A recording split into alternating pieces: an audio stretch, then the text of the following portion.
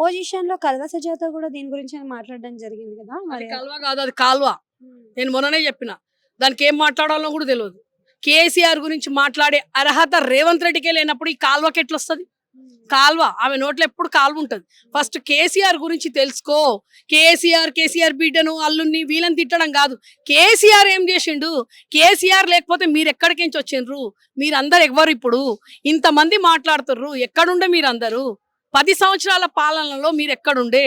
నేను అప్పుడే అన్నా అంటే అప్పుడే ఏం బీకిండ్రు, ఇప్పుడేం బీకుతున్నారు? కేసీఆర్ లేనప్పుడు ఏం చేస్తారు, కేసీఆర్ ఉన్నప్పుడు ఏం చేస్తారో చెప్పండి. కేసీఆర్ ఇస్తా అంటే ఇవన్నిటికి ఇస్తా అంటే వస్తాడు, మళ్ళీ రేపు పొద్దున్నే వస్తాడు. రేపు పొద్దున్న నువ్వు అసెంబ్లీ పెట్టాల్సిన అవసరం లేదు, నీ వేడుంటావు ఆడికే వస్తాడు.